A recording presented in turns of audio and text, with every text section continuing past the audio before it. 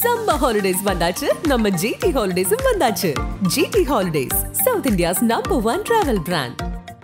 இப்போது புதிய அறிமுகம் ஆச்சி ஹோட்டல் சாம்பார் 50 கிராம் ரூபாய் 20 மட்டுமே. 7G ரெயின்போ காலனின்ற மாதிரி புதுச்சேரியில் இருக்க ரெயின்போ நகர் 7வது குறுக்கு தெருவில் பிரபல ரவுடி சத்யா அப்படின்றவரோட ஒரு பாலடைந்த வீடு இருக்கு. அந்த இடத்துல வந்து 2 பேர் அங்கே வந்து இறந்து கிடந்திருக்கு. ரிஷி 25 வயதும், உருளையன்பேட்டை திடீநகரை சேர்ந்தவர் தான் அந்த தேவா. அப்புறம் ஜே நகரை சேர்ந்தவர் ஆதி 24 வயசு. எல்லாமே 25, 24 இப்படி தான் வயசுலாம் இருக்கு. இவங்க 3 பேர்ல வந்து 2 பேர் மேல ஆல்ரெடி குற்றப்பின்னணி உள்ளவங்க. கடலூர் மாவட்டம் நெல்லிக்குப்பம் அருகே இருக்க சித்ராசூர் பகுதியில் இந்த மாதிரி முகிலன் அப்படின்னு சொல்லிட்டு ஒரு பையன் வந்து கொலை செய்யப்படுறாங்க. அந்த முகிலனோட கொலைக்கு பழிவாங்கலா இருக்கும் அப்படின்ற ஒரு எண்ணம். ரொம்ப சலிசா கிடைக்குதுன்ற மாதிரி கஞ்சாவும் மது போதையில தான் இவங்க எல்லாருமே இருந்திருக்காங்க. எல்லாருமே மது போதையிலையும் கஞ்சா போதையிலையும் மதுவுக்கு சொல்லவே வேணாம். பட் போதையில இருந்ததாக தான் இன்னைக்கு அனைத்து ஊடகங்கள் வாயிலாக விஷயம் தெரியுது. நேர்காணல நம்ம ஒரு முக்கியமான விஷயத்த சொல்லணும்னா, பாண்டிச்சேரியில வில்லியனூர் பகுதி கிட்ட வந்து ஒரு பிரபல ரவுடி, அவர் அரசியல்வாதியா மாறிட்டார். நீங்க தமிழ்நாட்டில் நீங்க எந்த கொலை பண்ணாலும் எந்த அசம்பாவிதம் பண்ணாலும் அவர்கிட்ட அடைக்கலம் போவாங்க. இங்க இருக்க ரவுடிங்க எல்லாருமே அவருக்கு தெரிஞ்சுக்கிறார். அவர் ஒரு முருகர் பேர் உள்ள ஒரு ரவுடி கூட வச்சுக்கலாம். இது ஒரு கேங் வார் தான். இந்த கேங்கு அந்த கேங்கு பெரியவரா, இது கேங் வார் தான். இதுல பலிகேடானது இந்த 3 பேர். சிசிடிவில 7 பேர் ஆய்வு செய்திருக்காங்க. இந்த 7 பேரையும் காவல்துறை நெருங்கிடுச்சா, ஒருத்தர் 2 பேரை பிடிச்சிட்டு அதை உடனே பப்ளிஷ் பண்ணால் மீதி இருக்க 3-4 பேர் வந்து அவங்க தப்பிக்கிறதுக்கு வாய்ப்புகள் இருக்கா, அதனால சொல்லாமல் இருக்காங்களான்னு தெரியல. ஆதன் நேயர்களுக்கு அன்பு வணக்கம். இன்று நம்மோடு பத்திரிகையாளர் திருமிகு விமலேஸ்வரன் அவர்கள் இருந்துள்ளார். வணக்கம் விமல் சார். வணக்கம். பாண்டிச்சேரியில் ஒரு ட்ரிபிள் மர்டர். இந்த ட்ரிபிள் மர்டரை பொறுத்த வரைக்கும் பாண்டிச்சேரியுடைய முன்னாள் பிரபல ரவுடி டெஸ்டன், அவருடைய பையன் ரஷீத், திடீர் நகர் தேவா, ஜே நகர் ஆதி, இந்த 3 பேரை வந்து படுகொலை செஞ்சுருக்காங்க. இந்த படுகொலைக்கு என்ன காரணம்? ஏதாவது ஒரு பர்சனல் மோட்டிவா அல்லது கேங்வாரா? பாண்டிச்சேரியை உலுக்கி இந்த ட்ரிபிள் மர்டரை பற்றி எங்களுக்காக சொல்லுங்கள் சார். பாண்டிச்சேரியை பொறுத்தளவுக்கு நிறைய சம்பவங்கள் தொடர்ச்சியாக நடந்து கொண்டு தான் இருக்குது. அதில் இதை இப்படி எடுத்துக்கணும் அப்படின்னா, இது ஒரு ட்ரிபிள் மர்டர் அப்படி தான் நம்ம எடுத்துக்கணும். ட்ரிபிள் மர்டர் கேஸ் தான் இது.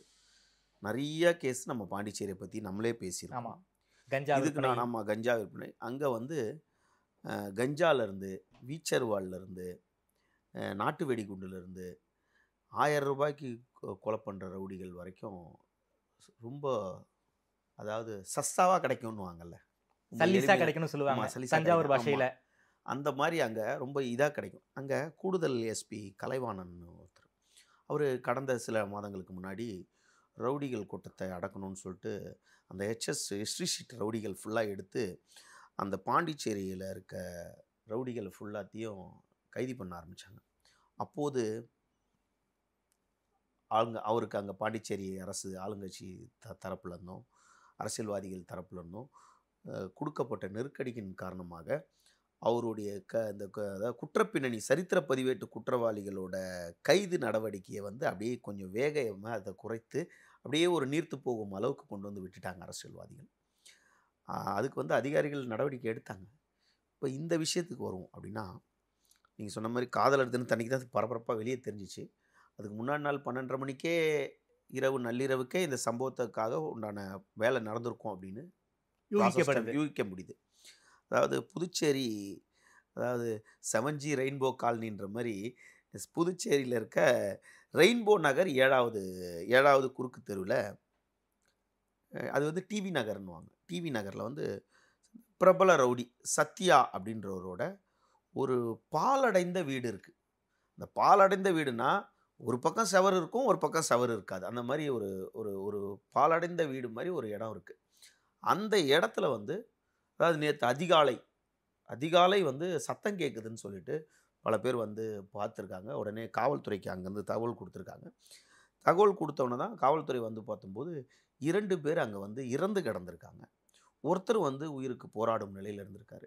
அவரை மருத்துவமனைக்கு கொண்டு போயிருக்காங்க உடனடியாக. இவங்க இறந்தவங்க 2 பேருமே கதிர்காம அரசு மருத்துவமனைக்கும், இவங்களையும் உடனே மருத்துவமனைக்கு கொண்டு போய் அங்கே வந்து தீவிர சிகிச்சை பிரிவில் இருக்கும்போதே அவர் இறந்துட்டார். 3 இறந்துட்டாங்க. அதில் நீங்கள் சொன்னவர் வந்து முன்னாள் மறைந்த பிரபல ரவுடி ஒருத்தரோட பேர். அவர் தோஸ்தா ஏதோ ஒரு பேருன்னு நினைக்கிறேன். தொஸ்தன். அது தொஸ்தர் மகன் வந்து ரஜீஷ் என்ற ரிஷி. ஓகே அவருக்கு வந்து கல்யாணம் ஆகி ஒரு குழந்தையும் இருக்குது. அவருக்கு 25 வயசாச்சு. ஓகே அவரும் மரணம் அடைந்திருக்காரு. 2வது திடீர் நகர் பகுதியை சேர்ந்த தேவா என்பவரும் இறந்திருக்காரு. அப்புறம் ஜே நகர் பகுதியை சேர்ந்த ஆதி என்பவர் தான் கொண்டு போய் மருத்துவமனையில் கொண்டு போய் இவங்க 3 பேர் இறந்துருக்காங்க. உடனடியாக போலீஸுக்கு தகவல் கொடுக்குறாங்க. உடனடியாக அங்கே வந்து ஸ்பாட்டுக்கு வந்து டிஐஜிலாம் வராங்க. டிஐஜி சத்யசுந்தரம் அப்படின்றவர், அப்புறம் எஸ்பி, அதாவது கூடுதல் எஸ்பி, முதுநிலை எஸ்பி, அவங்க எல்லாருமே வராங்க. கலைவாணன் அவர் வராங்க. அப்புறம் முதுநிலை எஸ்பி நசரா சைத்தன்யான்னு ஒருத்தவங்க, இவங்க எல்லாருமே அங்கே வராங்க.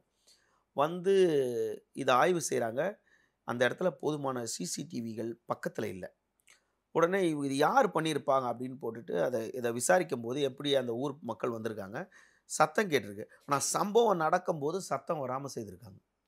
அதன் பிறகு சத்தம் கேட்டு வந்தபோது தான் இந்த மாதிரி இங்கே இறந்து கிடந்திருக்கு. அப்போது இதுக்கு பின்னாடி எங்கே இருக்குது அப்படின்னு பார்த்தா, இங்கேருந்து நம்ம நூல் பிடிச்சா புதுச்சேரி உழவர்கரை வின்சென்ட் வீதியை சேர்ந்தவர் தான் தோசா, அந்த பழைய ரவுடி. அவர் பட்டியலில் ரவுடி பட்டியலில் இடம்பெற்று அவரை வந்து இறந்துட்டார். அவர் கொலை செய்யப்பட்டார். அவருடைய மகன் ரிஷி 25 வயதும். அதுக்கப்புறம் திருமணமாகி அவருக்கு 2 குழந்தை இருக்குது. அதுக்கப்புறம் உருளையன்பேட்டைன்னு ஒரு ஊர் இருக்குது. அங்கே வந்து உருளையன்பேட்டை திடீர் நகரை சேர்ந்தவர் தான் அந்த தேவா. அப்புறம் ஜே நகரை சேர்ந்தவர் ஆதி 24 வயசு. எல்லாமே 25, 25, 24 இப்படி தான் வயசெல்லாம் இருக்குது. இதில் இவங்க 3 பேருக்கு ஒரு விஷயம் என்னன்னு கேட்டால், இவங்க முதல் நாள் இரவு வந்து அந்த பகுதியில் வந்து சுற்றி வந்ததாகும். அந்த பகுதியில் சுற்றி வந்திருக்காங்க. இவங்க 3 பேரில் வந்து 2 பேர் மேலே ஆல்ரெடி குற்றப்பின்னணி இருக்கிறதா அங்கே இருக்க காவல்துறை தரப்பில் நம்மளுக்கு தெரிய போகுது. குற்றப்பின்னணி உள்ளவங்க. இந்த கொலை நடக்கிறதுக்கு முன்னாடி என்ன நடந்திருக்கு நைட்டு அப்படின்னா, அங்கே பக்கத்தில் வந்து இன்னொரு இடம் இருக்குது. 45 அடி சாலைன்னு ஒரு இடம் இருக்குது. அந்த 45 அடி சாலைக்கிட்டேயே வந்து ஒரு பேக்கரி இருக்குது. அந்த பேக்கரி கிட்ட வந்து இவங்க 3 பேரும் நோட்டை விட்டுக்கிட்டே இருந்திருக்காங்க. அப்பகுதியில் வந்து ஒரு பெரிய ரவுடி ஒருத்தர் இருக்கார். ஆக்சுவலாக அவர் யாருன்னு கேட்டால், அவர் தான் அந்த கொலை நடந்துச்சுல, அந்த சம்பவம் நடந்துச்சுருக்கலாம் அந்த இடம். ஆமாம், ரெயின்போ நகர் 7வது தெரு அங்கே இருக்க. அங்கே வந்து பிரபல ரவுடி சத்யா அப்படின்றவரோட இடம் தான் அது. அப்போ இந்த இடத்துல கொலை நடந்திருக்குன்னா இது வந்து சத்யாவோட வேலையாக தான் இருக்கும் அப்படின்னு சொல்லிட்டு காவல்துறை வந்து இதை துரிதமாக விசாரணை நடக்குது. அப்போ அங்கே இருந்து அந்த பேக்கரி பக்கத்தில் அந்த சிசிடிவி காட்சிகளை பார்க்கும்போது 3 பைக்கில் ஒரு 7 பேர் வராங்க. ஓகே 3 பைக்கில் 7 பேர் வந்து இந்த 3 பேரையும் அப்படியே அங்கேருந்து இவங்களை அப்படியே வளைச்சி மடக்கி அந்த இடத்துல இருந்து இவங்க பகுதிக்கு கூட்டிகிட்டு போகிறாங்க. ஓ அந்த 7 பேர் தான் இந்த 3 பேரை பைக்கில் வச்சு கூட்டிகிட்டு போகிறாங்க. இவங்க அந்த பகுதியில் தான் நோட்டை விட்டுக்கிட்டே இருந்திருக்காங்க. இது எதுக்கு பின்னணி என்ன அப்படின்னு பார்த்தா, அதாவது 2023ஆம் ஆண்டு வந்து ஆகஸ்ட் மாதம் 3வது வாரத்தில் வந்து கடலூர் மாவட்டம் நெல்லிக்குப்பம் அருகே இருக்க சித்ராசூர் பகுதியில் இந்த மாதிரி முகிலன் அப்படின்னு சொல்லிட்டு ஒரு பையனை வந்து கொலை செய்யப்படுறாங்க. அந்த முகிலனோட கொலைக்கு பழிவாங்கலாக இருக்கும் அப்படின்ற ஒரு எண்ணம் இருக்குது. ஆனால் இந்த முகிலனோட கைதி கொலை செய்யப்பட்ட அப்போது அதாவது அப்போ இருந்த டிஎஸ்பி, கடலூர் மாவட்ட டிஎஸ்பி, அவர் வந்து ஒரு தனிப்படை அமைத்து 9 பேரை கைது செய்கிறாங்க. அந்த 9 பேரில் ஒரு சிறுவனை தவிர்த்து, அவங்க பேரை இப்போ நான் வாசிச்சிடுறேன். ஆக்சுவலாக பார்த்தீங்கன்னா, புதுச்சேரி ஹவுசிங் போர்டு பகுதியை சேர்ந்த விக்கி என்ற விக்னேஸ்வரன் ஒருத்தர், அப்புறம் சிராஜின்னு ஒருத்தர் 20 வயசு, கணபதின்ற ஒரு 27 வயசு, புவனேஷ்ன்ற ஒரு 20 வயசு, விஸ்வா 23, தமிழ், ஹேமந்த், அப்புறம் கருவாடுக்குப்பம் ஆட்டோ மணின்னு சொல்லிட்டு அப்போ கைது பண்ணிருக்காங்க. பட் அதில் இந்த 3வரோட பேர் இல்லவே இல்லை. ஓகே அதில் இதுதான் நம்ம கூர்ந்து கவனிக்கணும். இப்போ இந்த கொலையோட பின்னணி என்னன்னா, இந்த கொலையோட பின்னணி அந்த கொலையாக இருக்கலாம் அப்படின்னா, பட் அதில் இவங்க அதில் இவங்க பேர் இல்லை, அந்த குற்றவாளி லிஸ்ட்டில் இவங்க பேர் இல்லை. ஆனால் இதில் அந்த நம்ம ஆரியாங்குப்பம், அதாவது இவரோட ரிஷியோட நண்பர் யாருன்னு கேட்டால் ஆரியாங்குப்பம் பகுதியை சேர்ந்த அஸ்வின். அந்த அஸ்வின் தலைமையிலான ரவுடி கும்பல் தான் வந்து அஸ்வின் தலைமையிலான ரவுடி கும்பலுக்கும் இங்கே இந்த கொலை செய்யப்பட்ட சம்பவம் இருக்க பகுதியான அந்த சத்யா இவருக்கும் நீ தான் பெரிய ஆள், நாங்கள் தான் பெரிய ஆளுன்றது இது எல்லா ரவுடிங்குள்ளே இருக்கிறது தான். நான் தான் ஒரு பெரிய ஆள், நாங்கள் தான் இந்த கேங் வார் உருவாக்கிட்டே வருது. இதில் தெளிவானன்னா, ஆரியாங்குப்பம் பகுதியை சேர்ந்த அஸ்வின் குமாரோட நண்பர் தான் வந்து இப்போது ரஷித் என்ற ரிஷி. ஓகே. இவர் தான் இப்போ கொல்லப்பட்டிருக்க நபர். இவர் வந்து அவர் கூட தொடர்பில் இருக்கிறாரு. இவங்க ஆளுங்க தான் வந்து 2003ஆம் ஆண்டு வந்து முகிலனை வந்து 28 வயது முகிலனை வந்து பன்ருட்டி, அதாவது நியர்பை மந்த்ருட்டி அந்த இடத்துல பன்ருட்டி டிஎஸ்பி தான் அதை பிடிச்சது. அப்போது இவங்க அந்த கொலை சம்பவம் செய்திருக்காங்க. இப்போ அடுத்ததாக வந்து அவங்க நம்மக்கிட்ட சத்யான்றவர்கிட்ட வந்துருவாங்க அப்படின்னு சத்யா வந்து ரொம்ப நாளாக காத்து கொண்டிருக்காரு. இவங்க அஸ்வின் நேரடி பகை, அஸ்வினுக்கும் சத்யாவுக்கும் நேரடி பகையாக இருந்தாலும் இந்த நேரடி பகையில் ஏற்கனவே பலிகேடானது வந்து முகிலன் அது சத்யாவோட ஆதரவாளர். ஓகே. ஆனால் அவருக்கு ரூட் எடுத்து கொடுத்தது யாருன்னு கேட்டால் அந்த அஸ்வின் கூட இருக்க அந்த ரஷித் என்ற ரிஷி, அவர் தான் ரூட் எடுத்து கொடுத்துருக்காரு. அதனால் இவரை நம்ம அட்டாக் பண்ணலாம் அப்படின்னு இருக்கும்போது இந்த 3 பேரும் இரவு சுற்றுற விஷயத்தை வந்து சத்யாவுக்கு தெரிஞ்சிட்ருக்கு. 2 நாட்களாக இவங்க சுற்றிக்கிட்டே வராங்களே. அவங்க இதில் ஒரு முக்கியம் என்னென்னா ரொம்ப சலிசாக கிடைக்குதுன்ற மாதிரி கஞ்சாவும் மது போதையில் தான் இவங்க எல்லாருமே இருந்திருக்காங்க. இவங்க எல்லாருமே மது போதையிலையும் கஞ்சா போதையிலையும் தான் மதுவுக்கு சொல்லவே வேணாம். பட் போதையில் இருந்ததாக தான் இன்றைக்கி அனைத்து ஊடகங்கள் வாயிலாக விஷயம் தெரியுது. ஆக்சுவலாக இந்த 3 பேர் சுற்றும் போது இந்த விஷயம் சத்யாவுக்கு தெரியுது. அவன் நமக்கு தான் ரூட் எடுக்கிறான், நம்ம அவனுக்கு ரூட் எடுத்துடலாம் அப்படின்ற ஒரு எண்ணத்தில் இவங்க சத்யா வந்து இவங்கள ரூட் எடுத்துருக்கலாம் அப்படின்றது காவல்துறையோட விசாரணையில் 7 பேரில் விசாரணையில் இன்னமும் தனிப்படை அமைத்து காவல்துறை தரப்பில் தேடி வர்றாங்க. தனிப்படை அமைத்து அநேகமாக நேர்காணல் வெளியாகும்போது குற்றவாளிகளை கைது செய்யப்பட்டிருக்கலாம்.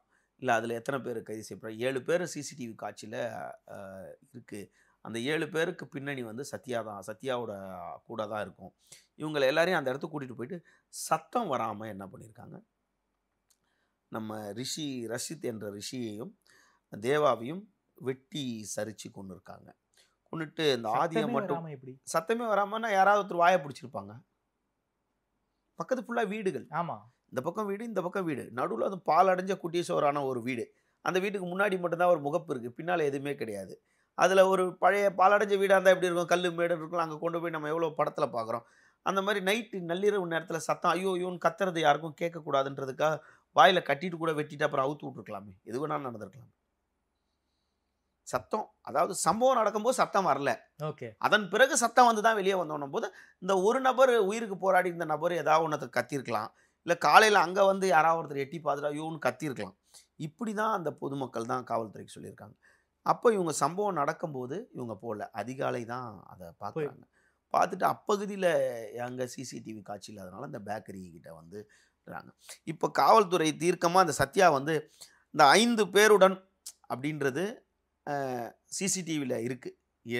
5 பேர் 3 பைக்கில் வந்திருக்காங்க அப்படின்னு சொல்லிட்டு. அப்போது இவங்களோட பைக்குகள் அங்கே நிற்கிது. ஆமாம், இவங்களோட பைக்கு சம்பவம் நடந்த இடத்துல இந்த இவங்களோட பைக்குகள் இருக்கனால அதை வச்சும் அந்த இடத்துல தொழில்நுட்பத்தை வச்சும் காவல்துறை வந்து தனிப்படைகள் அமைச்சிருக்கு.